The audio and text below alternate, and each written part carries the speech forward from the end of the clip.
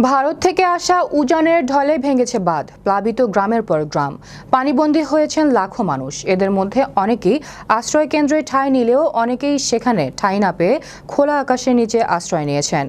স্মরণকালের ভয়াবহ বন্যার কারণে খোলা আকাশের নিচে মানবেতর জীবনযাপন করছেন তারা।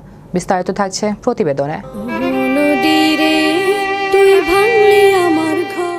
ঘরে যা ছিল সবই পানির নিচে, সড়ক ও বাঁধ ভেঙে প্লাবিত গ্রামের পর গ্রাম।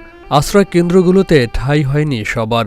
এর মধ্যে যেটুকু উঁচু স্থান পাওয়া গেছে সেখানেই খোলা আকাশের নিচে আশ্রয় নিয়েছেন হাজারো মানুষ। দেশের বন্যা কবলিত 11 জেলার চিত্র এমনই।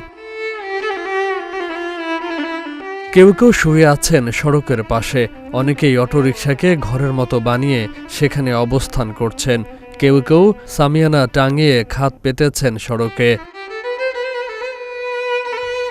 এদের মধ্যে অসুস্থ, বয়োবৃদ্ধ, গর্ভবতী নারীসহ অনেক শিশু রয়েছেন। খোলা আকাশের নিচে এক বুক দীর্ঘশ্বাসই এখন তাদের সম্বল। এখনও অনেকের কাছে পৌঁছায়নি কোনো ত্রাণ। শুকনো খাবার আর বিশুদ্ধ পানির সংকট পোহাচ্ছেন তারা। কারো কারো ত্রাণের এক মুঠো শুকনো খাবার জুটলেও তা প্রয়োজনের তুলনায় নগণ্য। পরের বেলা কি খাবেন তাই নিয়েই কাটছে বিষাদগ্রস্ত সময়।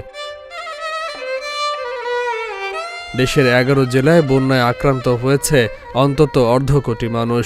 বন্যায় সব হারিয়ে বিপাকে পড়েছেন তারা। স্বাস্থ্য ও নিরাপত্তার ঝুঁকি নিয়েই খোলা আকাশের নিচে আশ্রয় নেয়া মানুষের চোখে এখন কেবল হাহাকারের প্রতিচ্ছবি।